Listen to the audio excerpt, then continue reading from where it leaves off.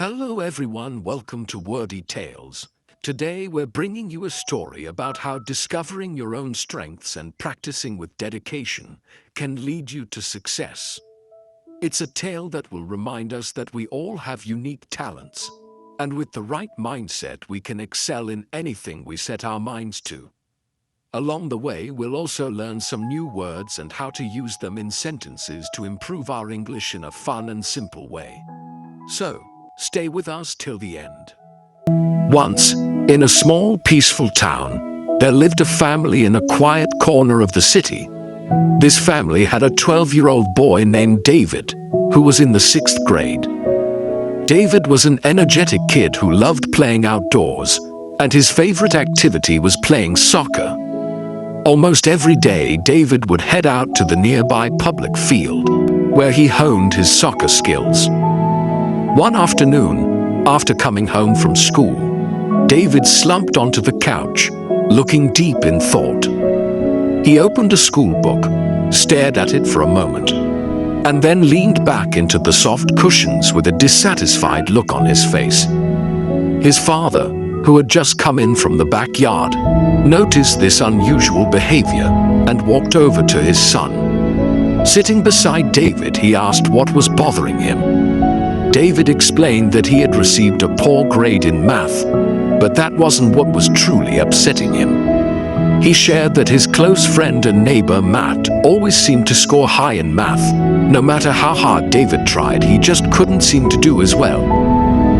Hearing this, David's father went to get a glass of water to calm his son. Once David had relaxed a bit, his father took him outside to their small backyard garden, which was filled with shady trees and a peaceful atmosphere.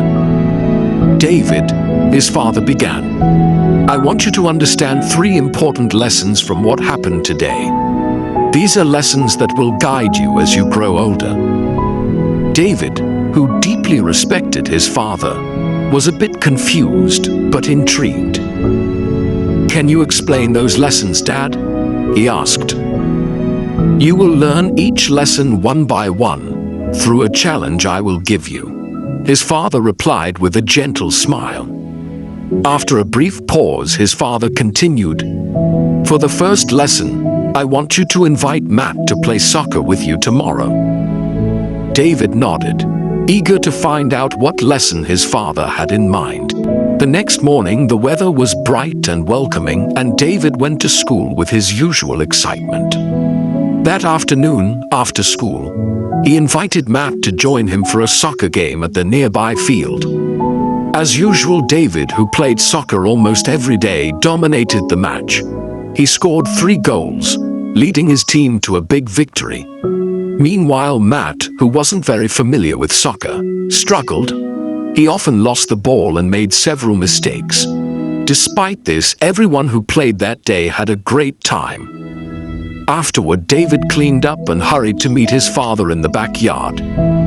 Dad, I played soccer with Matt today.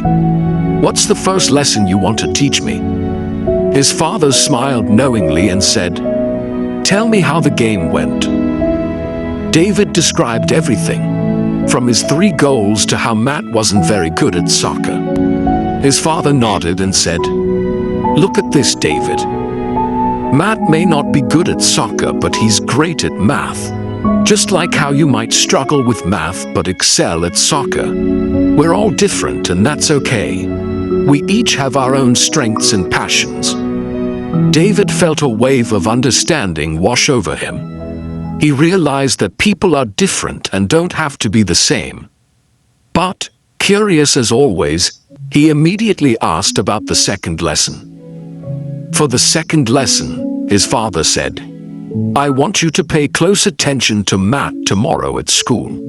Keep track of how often you see him counting or working with numbers. The following day, David eagerly went to school, excited to complete his father's challenge. Throughout the day, he quietly observed Matt, noticing how often he was engaged in math-related tasks. After school, David passed the time playing soccer again until his father returned home. That evening, David approached his father and reported his findings. Dad, Matt was counting a lot today. He was working on math problems, solving puzzles, even calculating things like change during recess. And he even counted the petals on a flower. His father smiled warmly and said, "That's the second lesson, David. Matt is good at math because he enjoys it and practices it often. If you want to get better at something, you have to keep practicing, just like you do with soccer. It doesn't always have to be difficult. You can start with simple things like counting petals on a flower." David smiled, realizing that he could improve in anything as long as he practiced consistently, just like he had with soccer.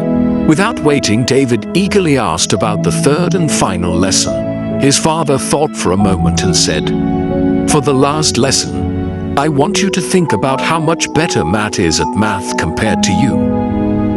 David paused for a second, then hesitantly replied, "I think Matt is about 3 times better at math than I am." "All right," his father said. "For the last challenge, I want you to study math 3 times harder tomorrow." David swallowed nervously but nodded, determined to tackle the final challenge. The next day after school, David sat down to study math. After an hour of intense focus, he decided to push through and study for 2 more hours, tripling his usual effort. But before he could finish, his head started to throb, and without realizing it, he fell asleep. Later, he was gently woken up by his father's soft tap. "Wake up for dinner and meet me in the garden afterward," his father said. Feeling disappointed in himself, David met his father, his head hung low. "I'm sorry, Dad," David said. "I couldn't complete the challenge. I studied so much that my head hurt, and I ended up falling asleep." His father gently patted David's head and said, "David, this is what happens when you try to master something you don't enjoy. It's hard to stay disciplined and consistent. But when you study something you love, discipline and consistency feel much lighter, just like how you stayed dedicated to playing soccer." After a brief silence, his father gave him the final piece of advice. "So, if you want to be smart and become an expert at something, either study what you love or learn to love what you're studying." David, filled with admiration for his father's wisdom, promised to carry these 3 important lessons with him for the rest of his life. Today, we learn new words and sentences through this story. Remember, learning English can be fun when you practice regularly.